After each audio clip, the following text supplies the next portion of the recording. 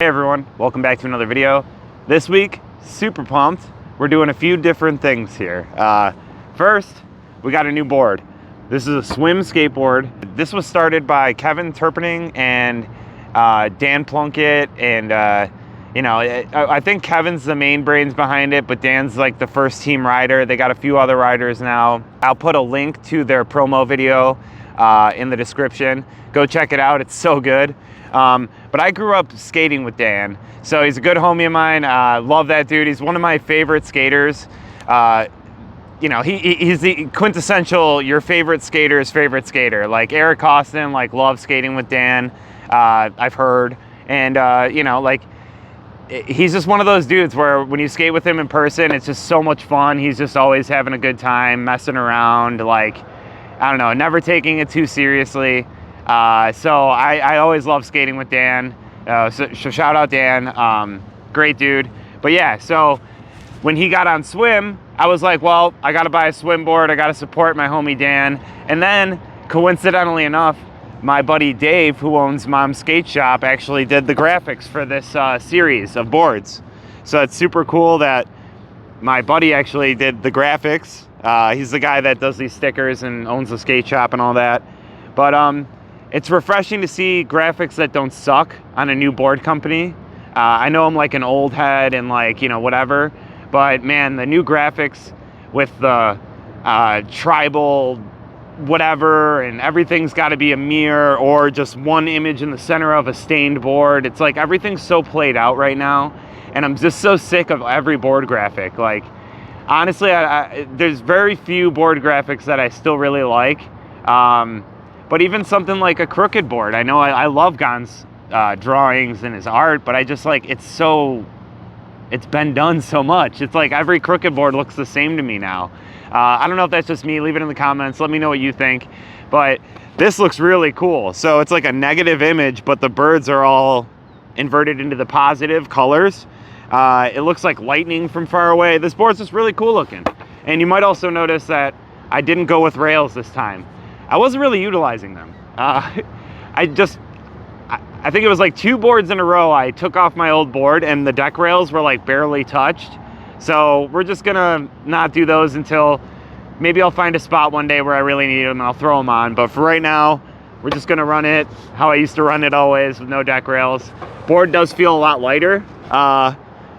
And I honestly think it looks pretty cool with no deck rails. I got used to the deck rails, and man, it's kind of nice not having them. So the skate shop I go to, they don't carry Elvire, but a lot of you guys have been telling me to try Pepper. So I went with Pepper perforated grip. It feels good. It's not my Elvire, but it is what it is, you know? But yeah, so the board is 8.28 or 8.3, 31.9 inches long. It's almost 32, 14-inch wheelbase. So it's got a little stubbier nose and tail than on the April board, but the shape looks really good, and the board quality feels good and everything. I really like the heat transfer they did on this. It's like a matte finish. It's very cool. I highly recommend, if you have one of these in your local skate shop, to check it out. Or if you want to support a small skateboard company. This was manufactured out of Zeldor Manufacturing. I think it's in Ohio. I know that Kevin eventually wants to get him out of PS sticks, I believe. But this manufacturer had the shapes that he wanted to work with. So that's why he went with Zeldor Manufacturing. But yeah, the board quality looks great. I wouldn't say, it doesn't feel flexy or weak or cheap or anything. It feels great.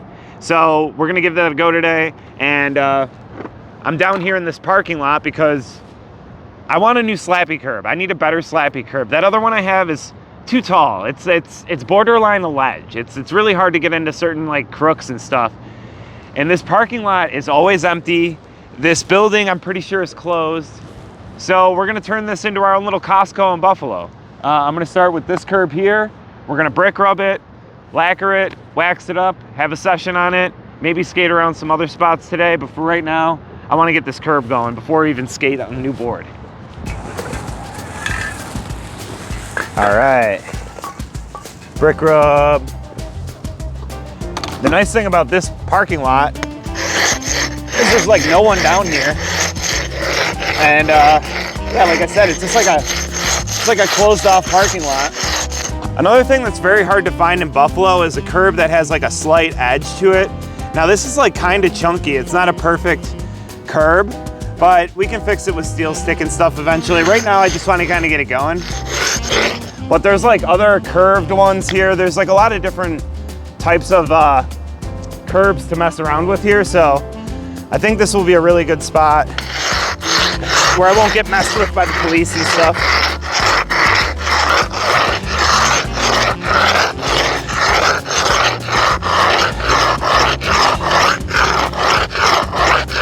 All right, you don't want to breathe this in.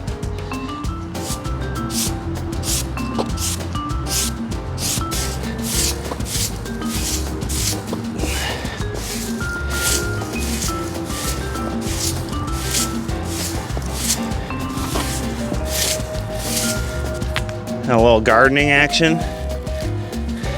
Be careful when you do this stuff though, you know, guys, especially in abandoned parking lots, like look for needles, things like that. Don't just go reaching around. I checked everything before I started going to work. But yeah, be careful. Get all that mud out of there. Man, this thing's already looking mint.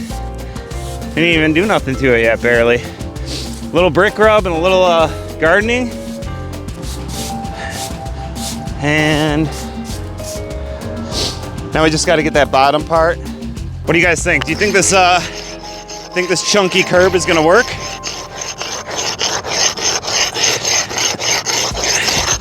I eventually want to like dig out behind one of these too, so you can do board slides and stuff. Like I said, I've been scouting parking lots for a while now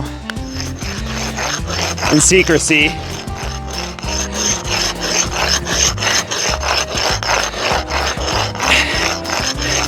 This right here is gonna be chunky city, but East Coast.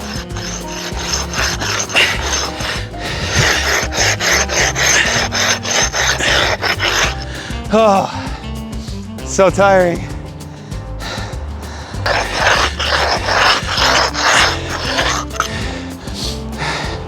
It's good to me.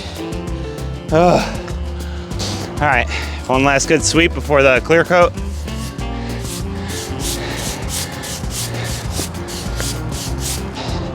I don't know how much I have left. I'm really just banking on I have enough to do this. But as long as we get like the edge pretty good. Just gotta try and get as much of it as I can.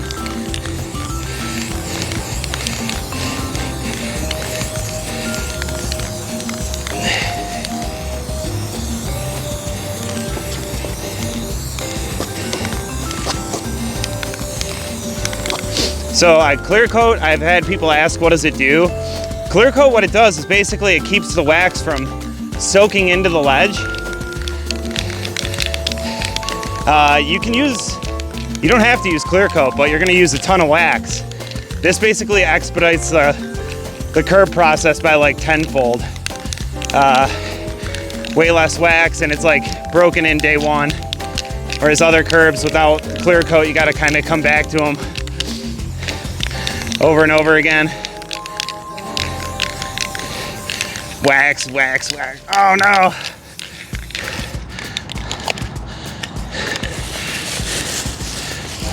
All right, this one has a lot more left in it. So we should be totally fine. It's really windy, so I have to hold it super close. It's not helping.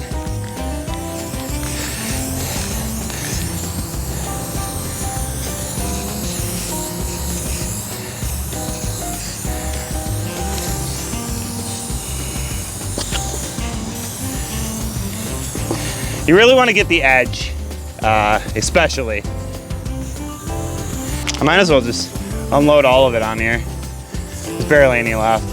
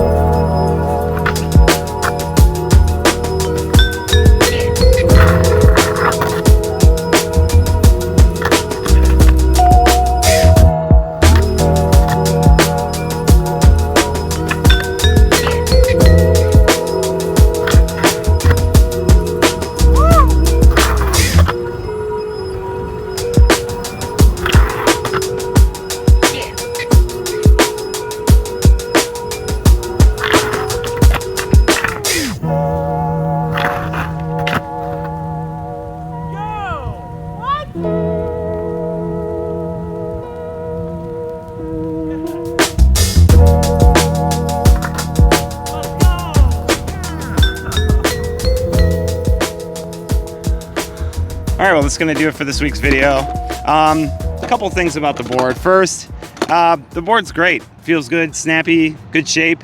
The shorter nose and tail didn't bother me at all. The only thing I had an issue with was the grip tape, and it was just too grippy. With the new shoes, I'm rocking some new Janowskis, and I just found that like when I was trying flip tricks, it was like, it just really wouldn't release off my flick. It just like stuck to my shoe. I'm assuming that'll just like break in over time, and eventually once I wear in the shoes a little bit.